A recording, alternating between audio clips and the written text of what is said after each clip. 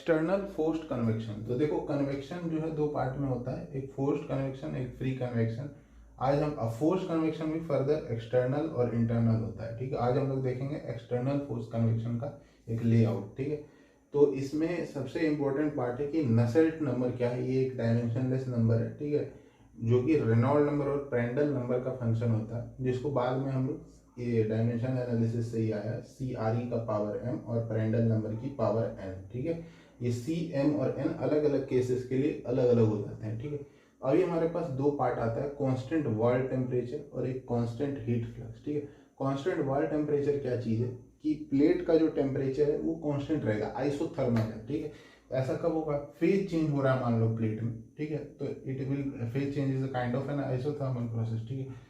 तो ये हम कांस्टेंट वाल होगा। और ये कांस्टेंट हीट फ्लक्स कब होगा, जो वायर लपेटे हुए हैं पूरे प्लेट के अराउंड, ठीक है। तो ये कांस्टेंट हीट फ्लक्स का केस हो गया। अब इसमें फर्दर लैमिनार और टर्बुलेंट, जैसा कि हमें पता है कि अगर रेनॉल्ड नंबर का वैल्यू 5 लाख से कम होता है, 5 × 10 की पावर 5 से कम होता है, that is a laminar flow. उससे ऊपर हो गया तो टर्बुलेंट फ्लो हो जाएगा।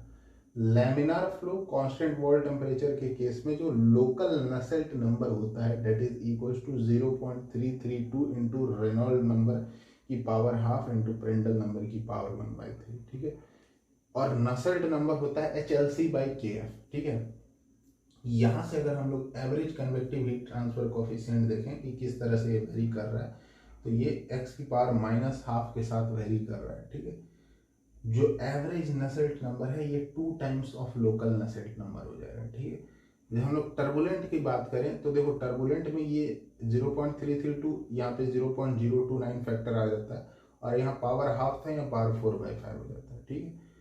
कांस्टेंट हीट फ्लक्स में भी वैसे ही लैमिनार और टर्बुलेंट के दो केसेस बटे हुए हैं, ठीक है। अब यहाँ पे नसेल्ट नंबर में 0.453 आ जा रहा है, बाकी सब चीज़ सेम है। जैसे यहाँ पे जो था लेमिनार में वो सब सेम था, रेनॉल्ड नंबर की पावर हाफ, प्रेंडल नंबर की 1/3, बस 0.332 जो फैक्टर था वो 0.453 हो गया।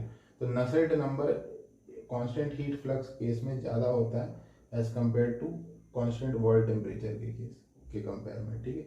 और टर्बुलेंट का 0.0308 इंटू रेनॉल्ड नंबर की पावर 4/5 इंटू प्रेंडल नंबर की पावर 1/3 होता है, ठीक है। तो ये एक एनालिसिस था। नसेल्ट नंबर इतना ज़्यादा यूज़ क्यों है, क्योंकि नसेल्ट नंबर से हम लोग average convective heat transfer coefficient निकाल लेंगे, HLC/KF, ठीक है।